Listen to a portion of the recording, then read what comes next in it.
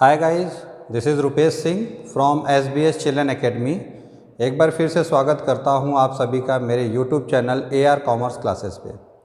Guys, last video lecture में जो topic हमने स्टार्ट किया था वो था अकाउंटिंग इक्वेशन, और लास्ट वीडियो लेक्चर में ही हम लोगों ने एक्सप्लेनेशन किया था accounting equation and accounting equation.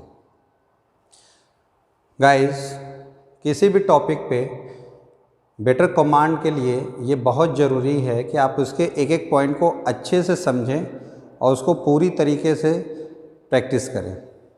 तो इसलिए ये हमारा दूसरा वीडियो लेक्चर है सेम टॉपिक पे अकाउंटिंग इक्वेशन। अगर अकाउंटिंग इक्वेशन में आपको एक अच्छा कमांड करना है, अकाउंटिंग इक्वेशन में हर एक क्वेश्चन को सॉल्व करना है, तो इसके बाद एक और वीडियो लेक्चर हम कवर करेंगे सेम टॉपिक पे, और उसमें हम लोग प्रैक्टिकल क्वेश्चन सॉल्व करके दिखाएंगे कि इन सारे कॉन्सेप्ट के ऊपर कैसे किसी क्वेश्चंस को सॉल्व किया जाता है और कैसे इजीली हम लोग उस पर सारे न्यूमेरिकल्स सॉल्व कर सकते हैं। लेकिन अगर आपको भी एक्सपर्ट बनना है, अकाउंटिंग में न्यूमेरिकल सॉल्व करने हैं, तो ये आपसे हम्बल रिक्वेस्ट है कि आप वीडियोस को शुरू से लेके अंत तक देखें, हर एक पॉइंट को समझने की कोशिश करें और इसके ऊपर बेस्ड अपने नोट्स प्रिपेयर करें। अदरवाइज़ कभी भी कहीं पे भी कोई भी टॉपिक या कोई भी कंटेंट आपका स्किप होगा तो उसका इम्पैक्ट आपके सीधे सीधे न्यूमेरिकल्स पे जाता है और आपके क्वेश्चंस सॉल्व नहीं होते, या अगर सॉल्व होते भी हैं तो कहीं ना कहीं कोई एरर या मिस्टेक्स क्रिएट हो जाते हैं। तो आइए शुरू करते हैं अकाउंटिंग इक्वेशन का अगला वीडियो पार्ट, और इस लेक्चर में हम लोग कोशिश करेंगे ये समझने के लिए कि कैसे हमारा अकाउंटिंग इक्वेशन वर्क करता है। तो गाइस, लास्ट लेक्चर में हम लोगों ने एक्सप्लेन किया था accounting equation. Accounting equation is a mathematical expression which shows that the assets and liability of a firm are equal. Means अगर हम बात करें कि हम इस इक्वेशन को यूज़ कर रहे हैं कहाँ पर, अपने बिजनेस में, मीन्स अपने फॉर्म ऑफ बिजनेस में। तो बिजनेस में अगर हम इस इक्वेशन को यूज़ करते हैं तो ये जो साइन है इक्वल टू, ये इंडिकेट करता है कि इस साइन के दोनों साइड में, that means left hand side में या राइट हैंड साइड में जो भी वैल्यूज़ होंगे उन दोनों का सम टोटल बिल्कुल इक्वल आना चाहिए। लेकिन जब हम बात करते हैं अकाउंटिंग इक्वेशन की, तो अकाउंटिंग इक्वेशन में, इसी इक्वेशंस में हम लोग जिसको चेक करते हैं वो होता है असेट्स। मीन्स बिजनेस के जो असेट्स होते हैं वो इक्वल होने चाहिए बिजनेस के capital plus liability. Guys, last video lecture में हमने इसको कवर अप किया था और ये देखा था कि बोथ आर द सेम।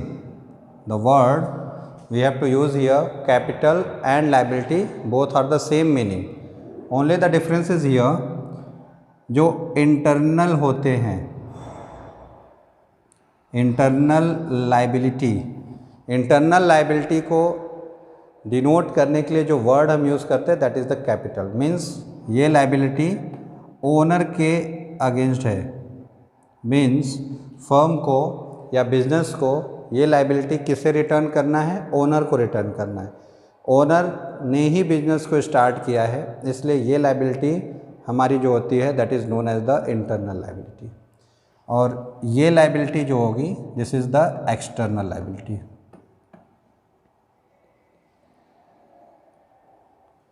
और ये एक्सटर्नल लायबिलिटीज़ जो होती है that is for outsiders.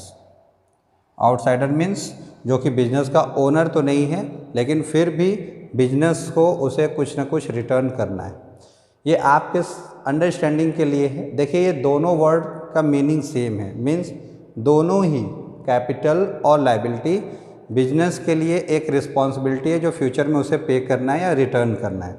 But total liabilities में से वो पार्ट जो उसे अपने ओनर को रिटर्न करना है, और वो पार्ट जो ओनर के अलावा किसी आउटसाइडर को रिटर्न करना है, इसको बाइफर्केट करने के लिए, अच्छे से समझने के लिए हम लोग यहाँ पे उसे दो पार्ट में डिवाइड कर लेते हैं, एक इंटरनल लायबिलिटी और एक एक्सटर्नल लायबिलिटी, और इन दोनों के लिए दो वर्ड यूज़ कर लेते हैं, कैपिटल और लायबिलिटी।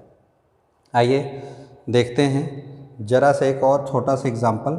सपोज़ दैट, जैसा कि पिछली बार भी हम लोगों ने किया था कि दिस इज़ योर बिजनेस, कि अगर मान लेते हैं कि ये हमारा बिजनेस है। बिजनेस क्रिएट करने वाला होता कौन है?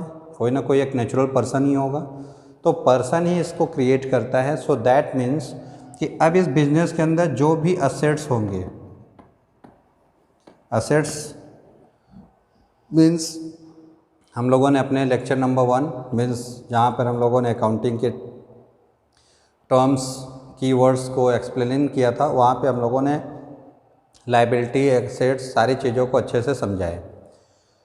तो दैट मीन्स बस अकाउंटिंग इक्वेशन से रिलेट करने के लिए मैं थोड़ा सा आपको यहाँ पे समझा रहा हूँ कि असेट मीन्स बिजनेस के पास जो उसकी संपत्तियाँ होती हैं। अब ये बिजनेस के पास आएंगी कहाँ से? कहाँ से आएंगी? तो इसके लिए बिजनेस के पास फंड होना चाहिए। फंड मीन्स वो अमाउंट जिनसे कि बिजनेस अपने लिए असेट्स परचेस कर सके, और ये असेट्स परचेस करने के लिए ये अमाउंट बिजनेस के पास दो ही सोर्स से आ सकते हैं, या तो एज ए कैपिटल जो ओनर ने इंट्रोड्यूस किया है, या एज ए लोन जो आउटसाइडर्स ने इन्हें प्रोवाइड किया है। सो दैट मीन्स अगर हम देखें तो इसका एक मीनिंग ये भी होता है कि बिजनेस के जो असेट्स हैं, उन सारे असेट्स मीन्स किसी भी बिजनेस के पास जो भी रिसोर्सेज हैं, ये सारे असेट्स चाहे वो कैश के फॉर्म में हो, गुड्स के फॉर्म में हो, किसी अदर फॉर्म में हो, मीन्स जितने भी बिजनेस के पास असेट्स होंगे, ये असेट्स कहीं ना कहीं से फाइनेंस किए गए होंगे। फाइनेंस मीन्स बिजनेस को किसी न किसी ने उसके लिए अमाउंट दिया होगा। अब वो अमाउंट या तो ओनर ने एज ए कैपिटल दिया होगा, या उन्होंने लोन किसी और पर्सन से लिया होगा other than owner. So that means accounting equation में हम एक ये भी चीज़ प्रूफ करते हैं कि बिजनेस के पास जितने भी असेट्स हैं, उन असेट्स के अगेंस्ट जो फाइनेंस है उसका सोर्स क्या है, कैपिटल है या आउटसाइडर्स लायबिलिटी है। सो दैट मीन्स कि अगर हम देखें तो अकाउंटिंग इक्वेशन हमारी ये हेल्प करता है समझने में कि किसी भी बिजनेस के पास जो भी असेट्स हैं, उन असेट्स के पीछे रिसोर्सेज क्या हैं, वो असेट्स परचेस करने के लिए फंड या अमाउंट कहाँ से अरेंज किया गया बिजनेस के द्वारा। तो वो दो ही सोर्स हो सकते हैं, एक तो ओनर्स के थ्रू दैट इज़ कैपिटल, और एक लोन फ्रॉम आउटसाइडर्स। तो इसी इक्वेशन को हम लोग प्रूफ करते हैं with the help of accounting equation. अभी इस पे हम लोग डिटेल देखेंगे, लेकिन पहले एक बार इसको अच्छे से समझ लें। An accounting equation is a mathematical expression which shows that the assets and liabilities of a firm are equal. Liabilities means outsider liability and the capital, that means internal liability both. Accounting equation is a tool with which equality of debit and credit can be ascertained. ये जो word हम use कर रहे हैं debit और credit, next topic में जब हम लोग rules of debit and credit पढ़ेंगे तो वहाँ पे इसको और अच्छे से आपको एक्सप्लेनेशन मिल जाएगा। Accounting equation is a statement of equality between debits and credit, means debit और क्रेडिट के बीच की जो इक्वालिटी होती है वो यहाँ पे होगा। Accounting equation shows the relationship between capital, liability and asset, the same thing जो अभी हम लोगों ने एक्सप्लेन किया कि किसी भी बिजनेस के पास जो असेट्स हैं उनका सोर्स क्या है, वो कहाँ से बिजनेस ने अरेंज किया, तो उसको अरेंज करने के लिए या तो उसके पास फंड एज ए कैपिटल आया होगा ओनर के थ्रू, या आउटसाइडर के through as a liability. Both are the liability, लेकिन इंटरनल और एक्सटर्नल को बाइफर्केट करने के लिए हम दो वर्ड यहाँ पे यूज़ कर लेते हैं।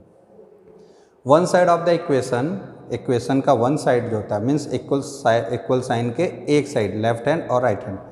One side of the equation shows the assets owned by the business. Equation का एक साइड ये दिखाता है कि बिजनेस ने क्या क्या असेट्स परचेस किया, ओन किया, मीन्स उसके पास क्या असेट्स हैं, and the other side describe, वो ये बताता है, दूसरा साइड ये बताता है how the acquisition of assets has been financed. ये जो असेट्स एक्वायर किए गए या परचेज किए गए बिजनेस के थ्रू, ये कैसे फाइनेंस्ड हुए, उसके लिए अमाउंट या फंड कहाँ से आया बिजनेस के पास। तो वो दो ही सोर्स हैं, या तो इंटरनली कैपिटल के फॉर्म में ओनर से आया होगा, या एक्सटर्नली लोन के फॉर्म में किसी other person other than owner से आया होगा। And the claims which exist against the business. तो अगर बिजनेस में जितने भी असेट्स हैं उनको फाइनेंस करने वाले पर्सन्स हमारे लिए एक लाइबिलिटी है, तो उनके इन्हीं एसेट्स के अगेंस्ट क्लेम भी होगा। वो जब भी चाहेंगे तो यहाँ से अपनी चीज़ों को ले सकते थे। नेक्स्ट पॉइंट पे आइए। Accounting equation is also known as balanced equation. क्यों बैलेंस्ड इक्वेशन कहा जा रहा है? क्योंकि आपको पता ही है कि एक इक्वल साइन के दोनों साइड में जो भी वैल्यू होगी वो सेम होगा। That's why we have to also know about that कि accounting equation is the balanced equation. Accounting equation can be expressed as follow. देखिए, अकाउंटिंग इक्वेशन को एक्सप्रेस करने की बात की जा रही है, तो आइए देखते हैं कैसे इसको एक्सप्रेस किया जा सकता है।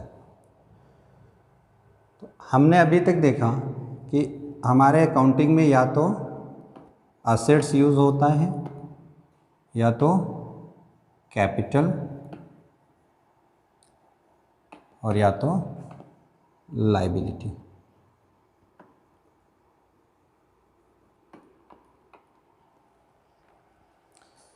अब अगर इन तीनों को मीन्स असेट्स को, बिजनेस के कैपिटल को और बिजनेस के लायबिलिटी को हम अकाउंटिंग इक्वेशन के फॉर्मेट में पुट कर दे तो दैट मीन्स कि we have to use the equal sign, और इक्वल साइन के एक साइड में बिजनेस के सारे असेट्स होंगे और दूसरे साइड में वो सोर्सेज जो फाइनेंस करते हैं बिजनेस को असेट्स परचेस करते हैं। मीन्स ये सारे असेट्स बिजनेस के पास कैसे आए, तो इन असेट्स के लिए कहीं ना कहीं से फाइनेंस हुआ होगा, और वो फाइनेंस या तो कैपिटल के थ्रू होगा प्लस आउटसाइडर लायबिलिटीज़ के थ्रू होगा। This is the expression of our accounting equation. अब अगर इसे हम डिफरेंट वे में शो करना चाहें तो हमारे पास टोटल 3 पॉसिबिलिटीज़ हो सकती हैं। 3 possibilities. First one is here, asset is equal to the capital plus liability. Second one and third one, but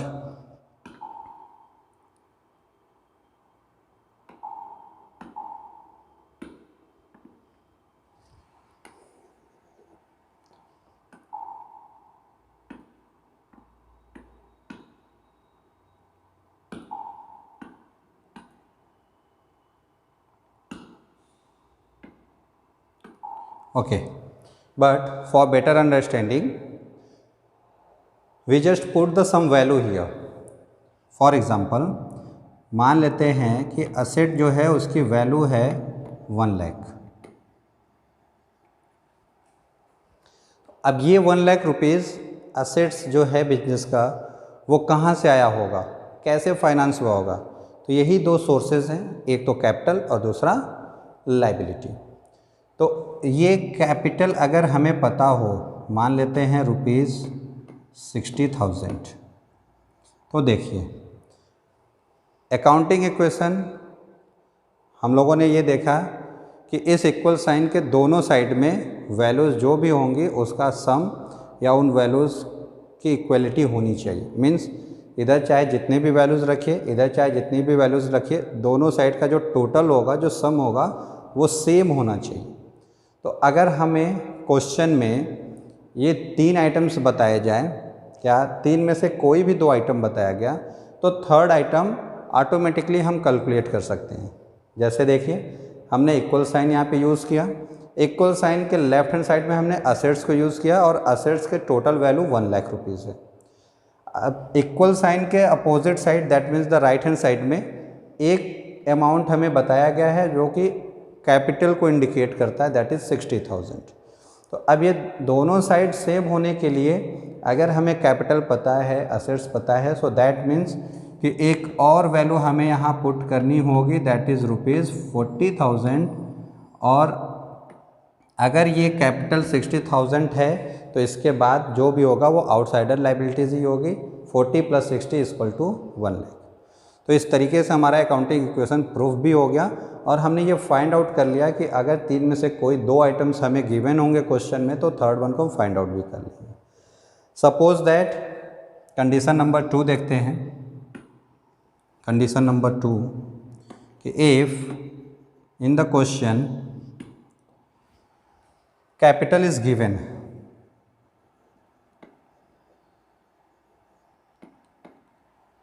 rupees the same 60,000 is equal to asset is given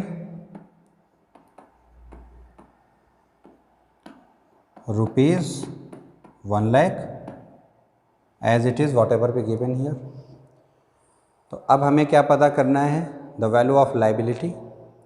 तो liability की value क्या है, तो देखिए क्या ये दोनों आपस में मैच कर रहा है, नहीं कर रहा है। यहाँ 60,000 है और यहाँ पे 1 लाख है। तो अगर हम लोग असेट में से लाइबिलिटी को माइनस कर दें, माइनस 40,000, देखिए ध्यान दीजिएगा कि यहाँ पर हमने इसको प्लस किया था तब जाके ये दोनों वैल्यू मिलके इस वैल्यू के इक्वल हुई थी। यहाँ पे हमें 60,000 वैल्यू गिवन है, तो अब इसमें अगर हम कुछ भी ऐड करेंगे तो ये इसके इक्वल नहीं होगी। इसको इसके इक्वल करने के लिए हमें इसमें से माइनस करना पड़ा और वो क्या वैल्यू हमने माइनस किया, 40,000। यहाँ पे ऐसे भी देखिए कि अगर 1 लाख में से हम यहाँ से कैपिटल 60,000 माइनस कर दें तो जो वैल्यू बचेगा वो यहाँ पर आ गया, that is the 40,000 liability. So that means 1 lakh minus 40,000 that is 60,000 equal to 60,000। और इस तरीके से आप अपने कैपिटल की वैल्यू फाइंड आउट कर सकते हैं। या सपोज दैट आप इसको ऐसे भी समझ सकते हैं कि अगर मान लीजिए कैपिटल की वैल्यू गिवन ना हो, आपको सिर्फ असेट की वैल्यू गिवन हो और कैपिटल लाइबिलिटी की वैल्यू गिवन हो, तो देखिए असेट 1 लाख, लाइबिलिटी 40,000, तो असेट हमेशा इक्वल होता है कैपिटल प्लस लाइबिलिटी। तो असेट में से हम लाइबिलिटी को माइनस कर दे, जो वैल्यू बचेगा that is the capital. So this is the second equation. After that the third one is here the same thing and we have to calculate in this time liability।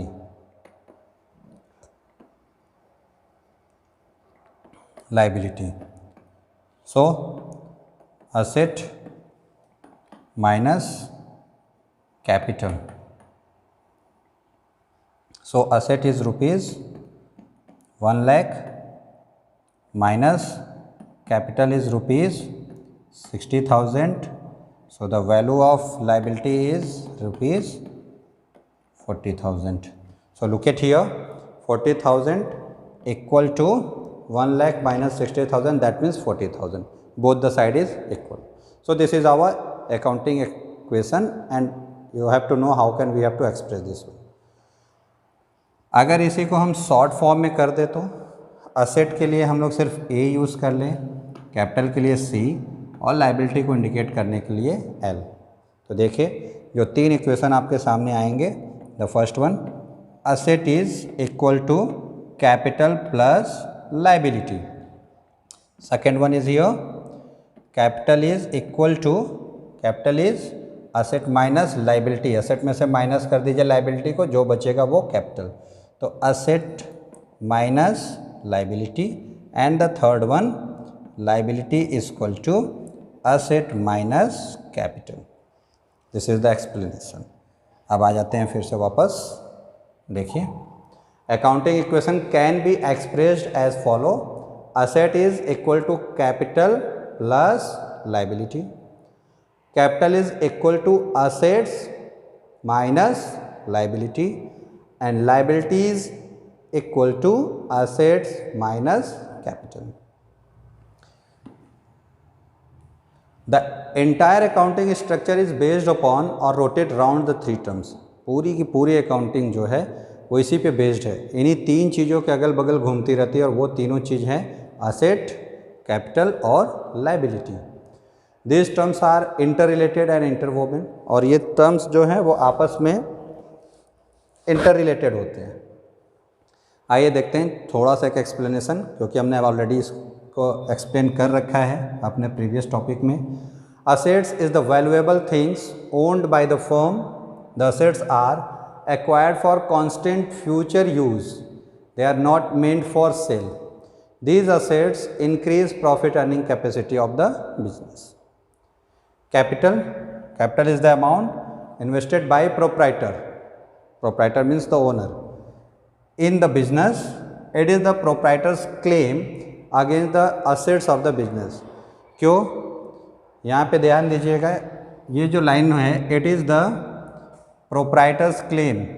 Capital जो होता है, capital means वो amount जो owner ने introduce किया है business के अंदर, उसी अमाउंट को बोल रहे हैं कि it is the proprietors claim against the assets of the business.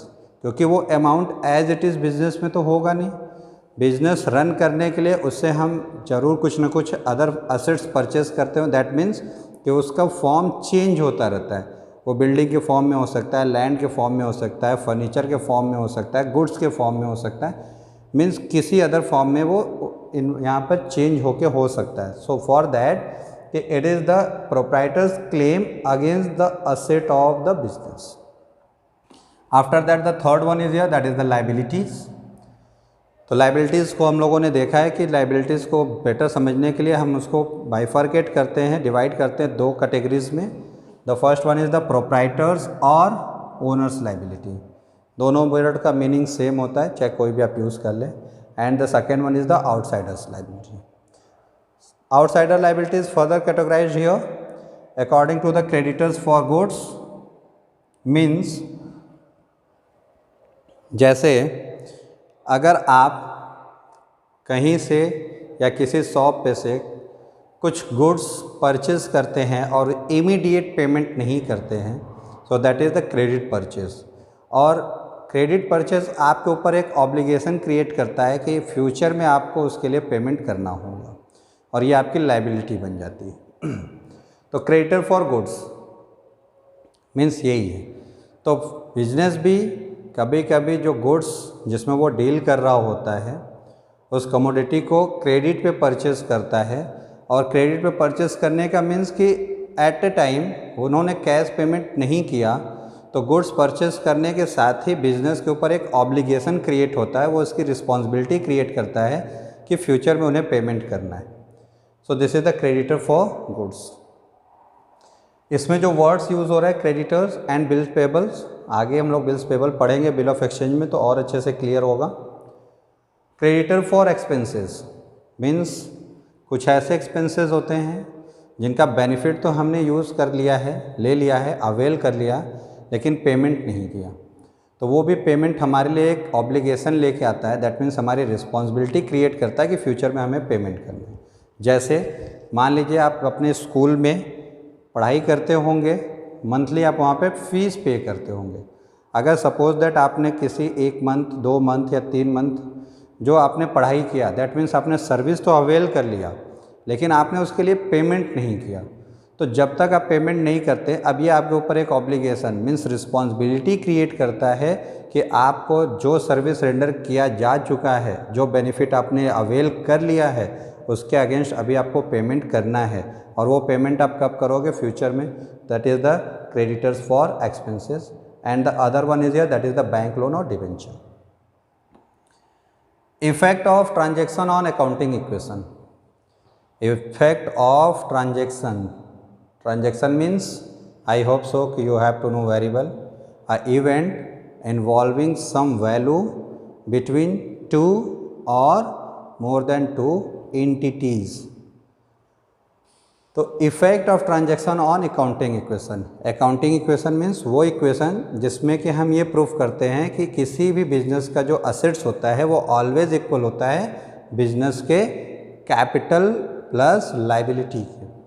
तो बिजनेस में होने वाले जो ट्रांजैक्शंस होते हैं वो ट्रांजैक्शंस कैसे इफ़ेक्ट करते हैं बिजनेस के असेट्स, लायबिलिटी और कैपिटल के अकाउंटिंग इक्वेशन को.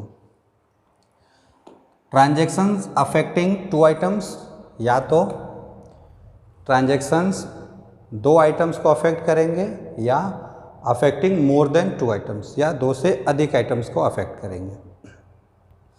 हम जब इस पर न्यूमेरिकल क्वेश्चन सॉल्व करेंगे तब उस समय आपके ये सारे चीज़ें क्लियर हो जाएंगी जो हम अभी यहाँ पे आपको एक्सप्लेन कर रहे हैं. Effect of transactions on accounting equation, एक ही अकाउंटिंग इक्वेशंस पे हर एक ट्रांजैक्शंस का क्या इफेक्ट होगा, वो या तो किसी दो आइटम को इफेक्ट करेगा, कौन, ट्रांजैक्शन।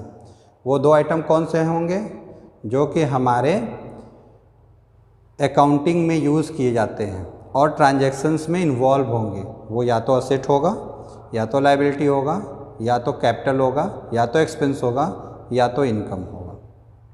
तो ट्रांजैक्शन या तो दो आइटम्स को अफेक्ट करेंगे या फिर मोर देन टू आइटम्स को अफेक्ट करेंगे। लेकिन वो आइटम्स कौन होंगे, वो सिर्फ 5 ही आइटम्स हो सकते हैं, assets, capital, liability, income and expenses. तो आइए देखते हैं।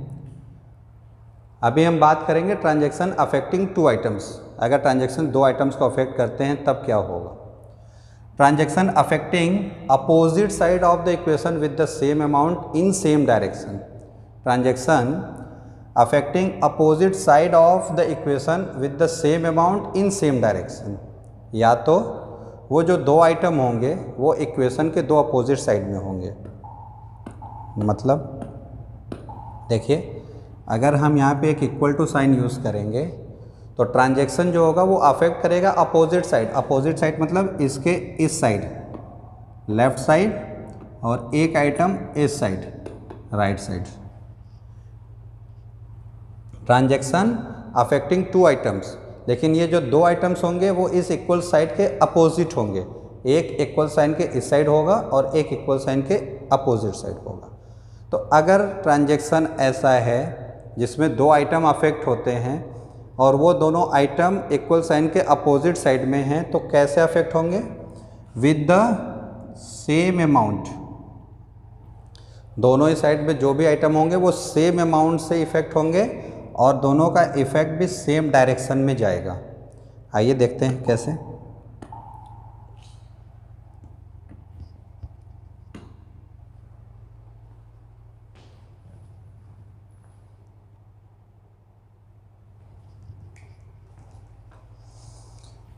देखते हैं कैसे। Suppose that asset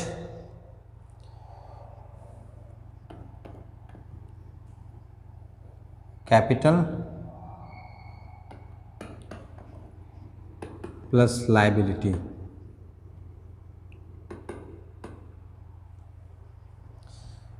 assets example cash. अगर मान लीजिए कि बिजनेस के अंदर कैश आ रहा है,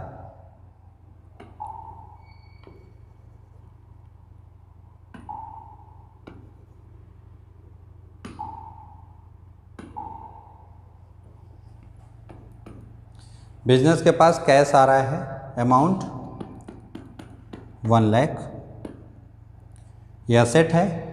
अब ये असेट बिजनेस के पास कहाँ से आ सकता है, या तो कैपिटल के थ्रू या तो लायबिलिटी के थ्रू।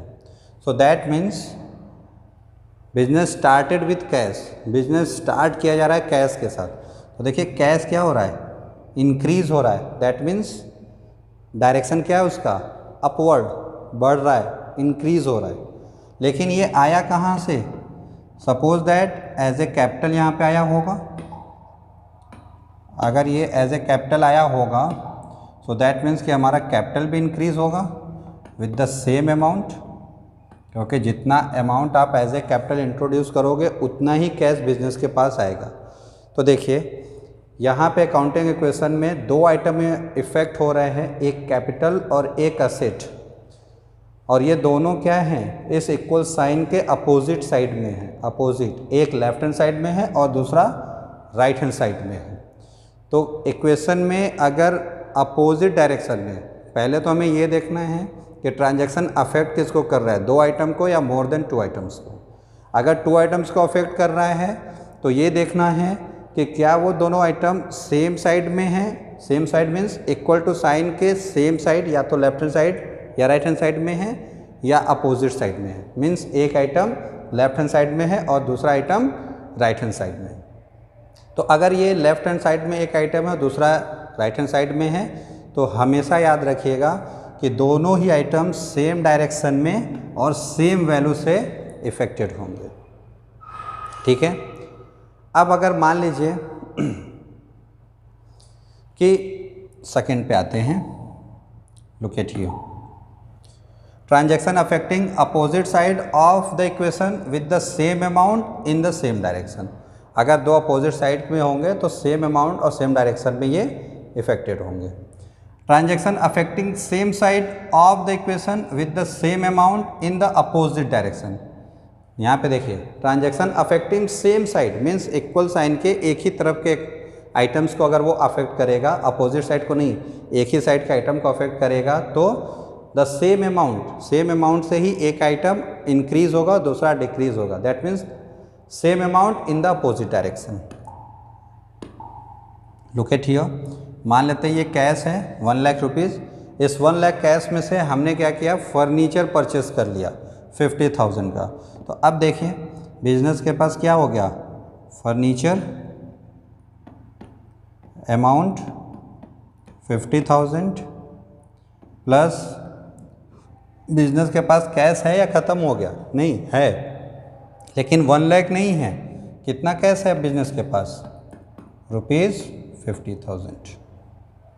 ध्यान दीजिए, अब भी देखिए इस साइड का टोटल 1 लाख है और इस साइड का भी टोटल 1 लाख है, लेकिन ये 1 लाख कैश के फॉर्म में था, अब ये फर्नीचर प्लस कैश के फॉर्म में। सो दैट मीन्स देखिए यहाँ पर फर्नीचर हमारा 50,000 से इंक्रीज़ हो गया और एट द सेम टाइम हमारा कैश 50,000 से डिक्रीज़ हो गया। सो दैट मीन्स अगर सेम साइड के 2 आइटम्स पे ट्रांजैक्शन का इफेक्ट होगा तो सेम अमाउंट से एक आइटम इंक्रीज़ होगा और सेम अमाउंट से दूसरा आइटम डिक्रीज़ होगा। अगर अपोजिट साइड में मीन्स इक्वल टू साइन के एक साइड लेफ्ट हैंड साइड और opposite means right hand side के आइटम्स को इफ़ेक्ट करेगा ट्रांजैक्शन, तो दोनों ही इंक्रीज़ होंगे या दोनों ही डिक्रीज़ होंगे। दैट मीन्स डायरेक्शन दोनों का क्या होगा, सेम डायरेक्शन होगा, सेम वैल्यू से। लेकिन अगर इक्वल टू साइन के किसी एक साइड में ही 2 आइटम अफेक्टेड होंगे तो उसका डायरेक्शन क्या है, एक देखिए इंक्रीज़ हो रहा है तो दूसरा डिक्रीज़ हो रहा है।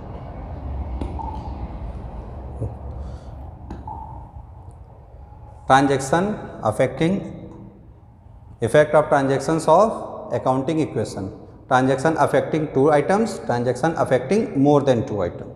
ट्रांजैक्शन अफेक्टिंग 2 आइटम्स में या तो वो इक्वल टू साइन के अपोजिट साइड में एक लेफ्ट हैंड साइड और एक राइट हैंड साइड के आइटम्स को इफेक्ट करेगा, इस केस में दोनों इंक्रीज होंगे या तो दोनों ही डिक्रीज होंगे। Transaction affecting same side of the equation, equal to sign के सेम साइड या तो लेफ्ट हैंड साइड में ही या राइट हैंड साइड में ही उसको अफेक्ट करेगा, और अगर वो अफेक्ट करेगा तो उन 2 आइटम्स में से एक इंक्रीज होगा, दूसरा डिक्रीज होगा। तो गाइज ये बहुत ही इंपॉर्टेंट पॉइंट है, और अगर इस कॉन्सेप्ट को आपने एक बार समझ लिया फिर आपके अकाउंटिंग इक्वेशन में कभी भी कोई प्रॉब्लम नहीं है।